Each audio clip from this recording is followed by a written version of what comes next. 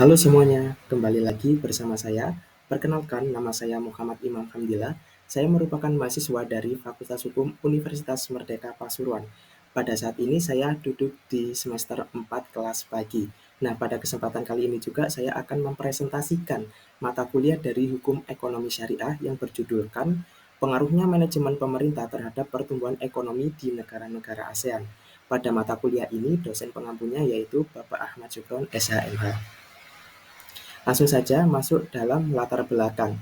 Latar belakang sejauh ini penelitian tentang faktor-faktor yang mempengaruhi pertumbuhan ekonomi lebih banyak berfokus pada faktor-faktor ekonomi seperti inflasi, suku bunga, dan investasi FDI atau Foreign Direct Investment. Namun, ada beberapa faktor selain ekonomi yang mempengaruhi pertumbuhan ekonomi, seperti tata kelola pemerintah yang baik. Namun, masih sedikit penelitian yang dilakukan tentang faktor ini dengan menggunakan alat regresi data panel. Penelitian ini bertujuan untuk mengevaluasi apakah tata kelola pemerintah di negara-negara ASEAN dapat mempengaruhi pertumbuhan ekonomi. Hasil penelitian menunjukkan bahwa ukuran efikasi pemerintah, kualitas regulasi, dan konsistensi hukum memiliki dampak yang signifikan. Hasil lain seperti metrik stabilitas politik dan pengendalian korupsi tidak memiliki dampak yang signifikan terhadap pertumbuhan ekonomi. Nah, pada pembahasan ini yaitu tata kelola pemerintah yang baik memiliki pengaruh signifikan terhadap pertumbuhan ekonomi di negara-negara ASEAN.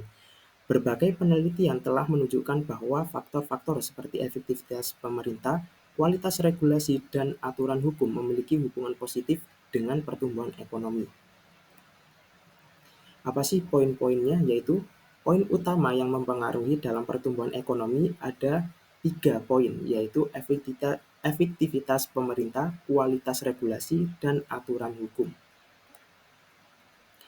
Pada efektivitas pemerintah, yaitu pemerintah yang efektif mampu merumuskan dan melaksanakan kebijakan publik yang tepat dan efisien. Hal ini dapat menciptakan iklim usaha yang kondusif dan mendorong investasi baik domestik maupun asing. Contoh indikator efektivitas pemerintah ini yaitu stabilitas politik, akuntabilitas pemerintah, dan kualitas layanan publik. Kemudian kualitas regulasi. Nah, regulasi yang jelas, konsisten, dan mudah dipahami dapat memberikan kepastian hukum bagi pelaku usaha. Hal ini dapat mendorong investasi dan mengurangi risiko usaha. Contoh indikator kualitas regulasi yaitu kemudahan memulai usaha, perlindungan hak properti, dan penegakan hukum kontrak.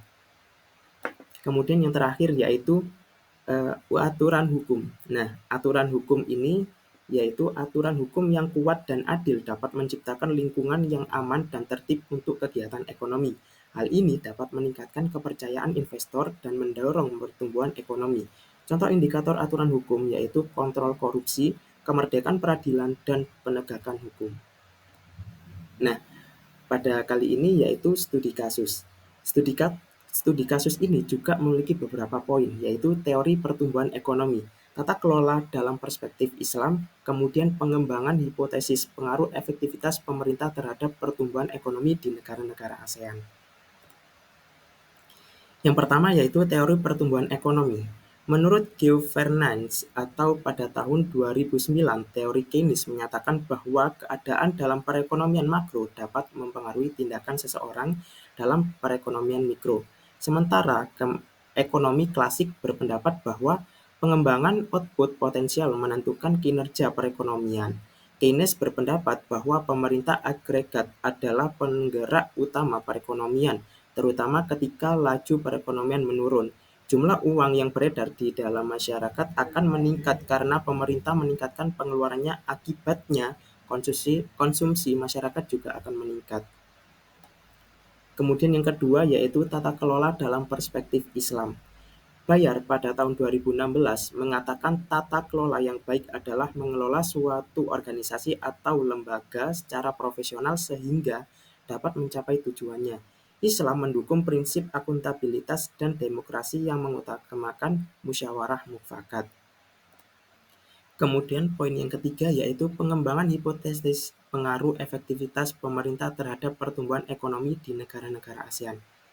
Pendapat Bayar pada tahun 2016 mengatakan bahwa kemampuan pemerintah untuk menjalankan pemerintahan yang efektif disebut efektivitas pemerintah.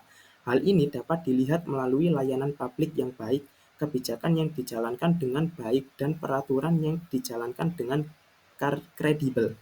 Penelitian menunjukkan bahwa efektivitas pemerintah dapat menguntungkan pertumbuhan ekonomi dalam jangka pendek dan jangka panjang. Jadi kesimpulannya yaitu salah satu faktor penting yang mendorong pertumbuhan ekonomi di negara-negara ASEAN adalah tata kelola pemerintah yang baik. Dengan meningkatkan efektivitas pemerintah, kualitas regulasi, dan kualitas aturan hukum, negara-negara ASEAN dapat menciptakan iklim usaha yang ramah investasi dan mendorong pertumbuhan ekonomi yang berkelanjutan dan inklusif. Baik, itulah penjelasan dari saya. Apabila ada kesalahan dan tutur kata yang kurang sopan, saya mohon maaf. Sekian dan terima kasih. Wassalamualaikum warahmatullahi wabarakatuh.